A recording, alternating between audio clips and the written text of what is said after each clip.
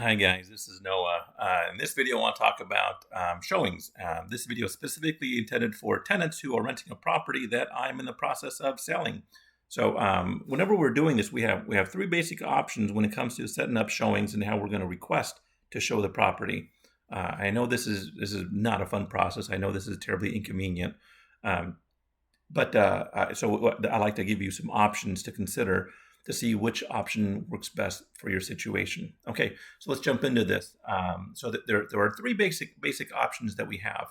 Obviously, number one being the most common, all the way down to the least favorable. So number one, tenant approves each appointment, one buyer at a time. Tenant and agent determine which days and time are convenient. So this is where one agent will with their buyer will request an appointment. You approve it or decline it. They go in one at a time and they see the property and they leave. You know, it's very organized, very clean, very simple. Okay. Now, these blocks of time, these are large blocks of time that appointments may be requested. So this may be there's a lot of flexibility here. Maybe during work you want to allow showings when you're at work, you're away, or when maybe you're off of work, and whether you're home or not. Preferably you're not home for any of these showings. It goes a lot smoother, a lot faster if you're not home for this. You can wait outside in your car. You can go, you have lunch, but preferably you're not home. But you have every right to be home if you want to be home. Okay. Okay. So the blocks of appointments. This is something that you and I work out together. So maybe these are like 4-hour blocks of windows that appointments may be requested. So these aren't guaranteed appointments. So maybe from like noon to 4 p.m., you want appointments to be requested. So just during that time, agents will request a showing, not outside those times. Okay, so if you want to set it up between noon to 6 p.m., then we won't even ask you for a 7 p.m. showing, or we won't ask you for 11 a.m. showing. Just during the windows that we agree that appointments will be set. We can also set up particular days. Maybe Sunday. You don't want to allow any showings on Sundays, or maybe Tuesdays for whatever reason is a special day for you, and you don't want to allow any showings on Tuesdays. We can I can set up our system that buyers agents can't even request a showing during those blacked out periods. Okay, and I have a different video that's going to go more in a depth on option one and how I set that up. So if option one is you like that option, I'll continue a different video that talks more about that. Lead time. Okay, one A2 lead time slots. So you also determine how much of a lead time you want. So even though we've agreed that from 12 to 6 p.m., that's the window of opportunity that people may select an appointment or ask for an appointment. But that doesn't mean they're just going to show up between 12 and 6. They're going to request it. And then you and I are going to determine how much of a lead time they need to give us. Maybe you need at least an hour to get your stuff out, get the house tidied up a little bit, and to get ready for that showing. So if you want a 1 hour lead time, then we can set that up so they can't even ask for that showing until 1 hour out. So if they request it if it's 1 p.m.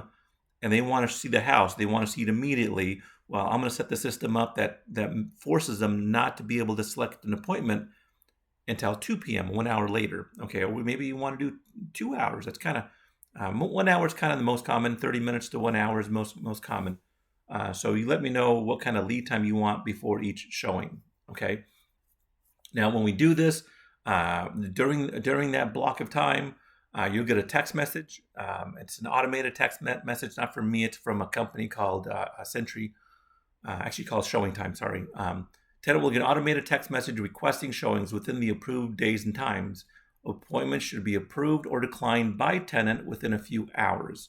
Okay, so within a few hours, you need to let me know, or the automated system know, if this is going to work or not. And for all these, I do get one question about what kind of lock boxes are on these properties. It's going to look like it's going to be a lock box like this. Let me see if there's a picture here that shows what these are. These are like Wi-Fi enabled, Bluetooth enabled lock boxes that only realtors or licensed realtors that have access to this will be able to open it up. And what's really cool about this lets me know exactly who it is. So even if you're leaving and you see the agent coming through the door, don't just leave the door open for them. Lock it up and ask them to cycle through the lockbox. That way I know exactly which agent that is. Because once they log into that lockbox, I'll know exactly who it is. I'll have their email, their phone number, so I can get a hold of them if there's any problems or any concerns. I'll know who that is. Okay. So that's the lockbox that we use, that we put the keys in. Okay. Appointments should be approved, because we already talked about that. So we need to approve or decline appointments. Why would you want to decline an appointment? Well, maybe even though we chose to let people in between 12 and 6 p.m., maybe for some reason you have people over for dinner that night, and it's just not good to have people over during a dinner party or something. And once it's declined, usually that agent wanting to see that house or show the house, they'll probably try another time. They'll probably try 5:30 or 5. They'll probably try a few different times, or they may just call me and say, "Hey Noah, 6 o'clock. Why is it being declined?" And then that's when I'll reach out to you and ask you what's going on. Why isn't that time frame working? Why are we declining these? But we can work with that. So maybe you will do have a dinner party. Okay, understand. Let's. I'll tell the agent they can see it the next day or something. Okay, so that's this one. So it's one buyer at a time at a specific time that they request. Number 2 is an open house style, many buyers at a time. So this is where agent will open up the house to as many prospective buyers as possible. There could be as many as 10 buyers in the house at one time. We'll want to do this 3 or 4 times a week, with Saturday being very important. So this is where, like, let's say it's usually a 2-hour window. So let's say it's Saturday from 12 to 2, I'm going to open up the house and I'm going to invite as many buyers as possible to come through the house all at once. Okay, so we may have, sometimes it's just 1 or 2 buyers, sometimes nobody shows up. Sometimes I'm sitting at a house for 2 hours, nobody shows up. Sometimes it's, 10 people that show up, 10 different buyers. So we never know who's going to show up. We don't know how long they're going to stay, but we have a 2-hour window, and we'll want to do that 3 or 4 times a week. So maybe like, Saturday, we'll do another one on Tuesday, maybe Thursday, Friday, something like that. We'll work out what days are most conducive to your schedule, and we'll set up open house style. So you won't be, so we'll set that up all up front. We'll if option 2 sounds the best to you, we'll set those days and times up now, and then we won't even do option 1. Not option 1 would be completely out of the window. We don't do option 1. We'll just do option 2. Okay. Okay, that makes sense to you. Hopefully that makes sense. Sometimes we will do option 1 and 2.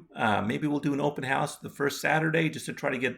Obviously, my goal is to get a buyer as quickly as possible, and not disrupt you, not show the house a bunch of times. So if we can do like an open house on the first Saturday, or one day that as soon as the house is on the MLS, it's on Zillow.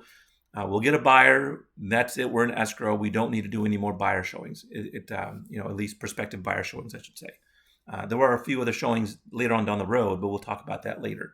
Okay, so 3 or 4 times a week, generally about 2-hour blocks of time. All right, so I'll be there for 2 hours. It's usually me that goes out there and hosts them.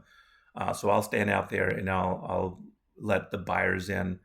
Most buyers will arrive with an agent, some will not. So then those I'll have to show the house myself. Okay, and the third choice here, my least favorite, is legal notice.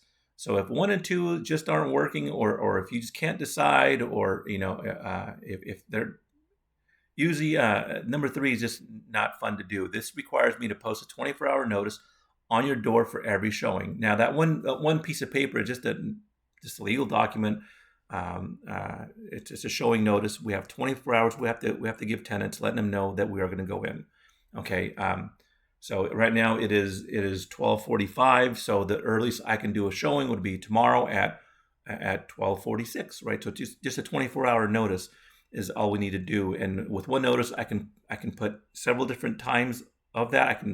I can do it more than 24 hours. I can say, hey, if today's Monday, that notice could say, it's going to be, it can be Tuesday, Wednesday, Thursday. I can add multiple days, multiple times to that one notice. But if I ever want to add any more, then I have to go out and post another legal notice on your front door. So you may end up with a front door with 10 different pieces of paper giving you legal notice of a bunch of different showings. Okay, and then we'll show up whenever we want, so long as we give you 24-hour notice.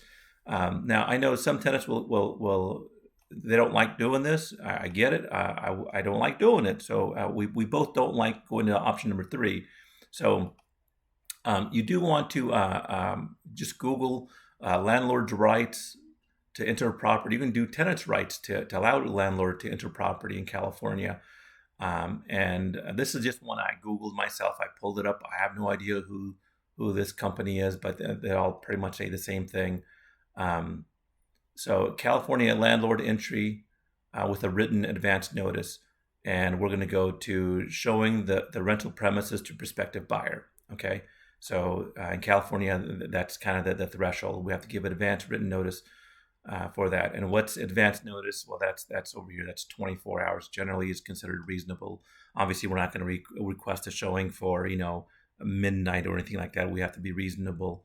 That's why if we can be reasonable and make one or two work, that makes everything just a lot easier. But Google that just to see what your tenants' rights are. Make sure that everything is kosher.